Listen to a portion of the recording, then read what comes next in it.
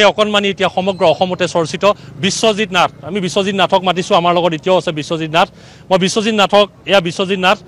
আজি তেওঁ এনেকুৱা এক ঘটনা তেওঁক আমি দেখিবলৈ পাইছিলোঁ নিজৰ চকুৰ সন্মুখত, যে তেওঁ এখন হোটেলত কাম কৰে, তেওঁ হোটেলত টেবুল মোচে, তাৰ পৰা 50 টকা তেওঁ লাভ কৰিছিলে।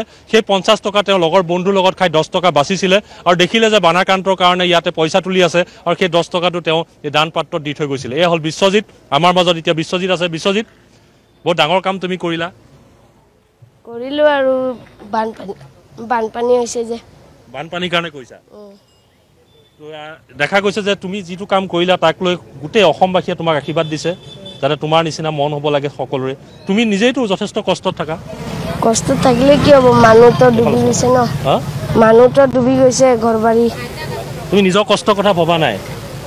কষ্ট লাগিলে নিজৰে হওক, কিন্তু মানুহক চাব লাগে, মানুহক সহায় কৰিব লাগে। আৰু সেইকাৰণে আজি এনেধৰণে তুমি দিনৰ ভাগত যে তুমি পইচা দিব আহিছিলা, সেইকাৰণে আহিছিলা? সেইটো কাৰণে আহিছোঁ। এতিয়া ঘৰত তোমাৰ কোন থাকে? মা থাকে? মা, নানী, ভাইটি, ভণ্টি, বাই। আৰু দিনটো তুমি কি কি কাম কৰা? অকল বা আৰু টেবুলটো মচি দিওঁ, 50 টকা লগৰে খাওঁ আৰু মই খাওঁ। 10 টকাটো আছিলে ইয়াত দিছিলোঁ। গুচি গ'লা? তুমি দিনটো অকল ৰেষ্টুৰেণ্টত টেবুল মুচি থাকা? পঢ়িবলৈ স্কুল যোৱা নাই? যাওঁ। যোৱা? পঢ়িবলৈ মন আছে নাই? আছে। পঢ়ি শুনি কি হ'ব মন আছে? চাকৰি কৰা মন আছে। দেউতা আছে নাই ঘৰত? নাই। দেউতা নাই। এতিয়া মাৰ লগত তুমি থাকা।